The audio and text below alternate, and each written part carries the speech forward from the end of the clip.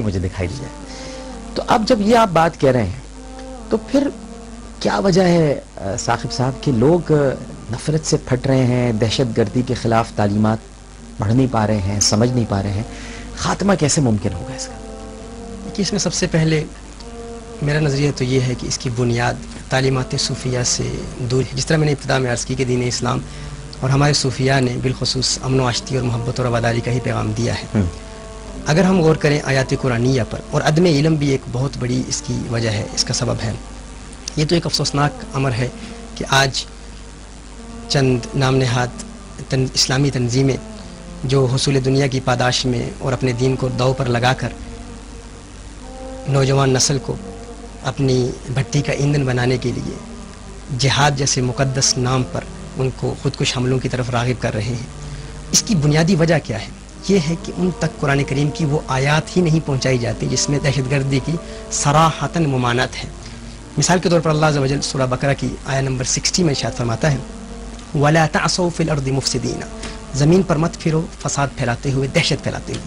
اسی طرح قرآن کریم کی ایک آیت میں سورہ شورى کی آیہ نمبر 42 میں اللہ عز و جل ارشاد فرماتا ہے دہشت گردوں اور تخریب کاروں کی تخریب کاریوں کی ممانعت اور ان کا عذاب بیان فرماتے ہوئے اللہ عز و جل ارشاد فرماتا ہے انما السبیل علی الذین یظلمون الناس ویبغون فی الارض بغیر الحق اولئک لهم عذاب علیم. اللہ عز و جل ارشاد فرماتا ہے کہ مواخذہ انہی پر ہے وہ لوگ جو زمین میں فساد پھیلاتے ہیں، ناحق فساد پھیلاتے ہیں، ناحق دہشت گردی پھیلاتے ہیں.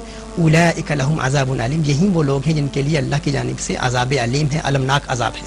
اسی طرح آپ جانتے ہیں سورہ مائدہ کی آیہ نمبر 32 میں اللہ عز و جل ارشاد فرماتا ہے کہ جس نے ایک جان کو ناحق قتل کیا گویا اس نے تمام انسانیت کا قتل کیا. اور اسی سورہ مائدہ کے آیہ نمبر 33 میں اللہ عز و جل دہشت گردوں کے دنیاوی اور اخروی عذاب کو بیان فرماتا ہے. اللہ عز و جل ارشاد فرماتا ہے ان یقتلوا ویصلبوا وتقطع بایدیہم، یعنی وہ لوگ جو دنیا میں دہشت پھیلاتے ہیں ان کو قتل کیا جائے یا سولی چڑھایا جائے یا ان کا ایک جانب کا ہاتھ اور دوسری جانب کے پاؤں کو کاٹ دیا جائے. اور پھر فرمایا ذالک لهم خزي من الدنيا، یعنی یہ مت سمجھنا کہ ان کا آخرت میں عذاب نہیں ہے، فرمایا یہ تو ان کے لیے دنیا میں عذاب ہے. وَلَهُمْ فِي الْآخِرَةِ عَذَابٌ عَظِيمٌ، اور آخرت میں ان کے لیے ایک شدید عذاب ہے. ظاہر نوجوان نسل تک قرآن کریم کی وہی ٹرانسلیشنز پہنچائی جاتی ہیں جو لٹرلسٹ یا ظاہری لوگ، جو اس طرح ظاہر پرست لوگ جو ظاہری آیات کو فقط اپنے مقصد کے حصول کے لیے استعمال کرتے ہیں.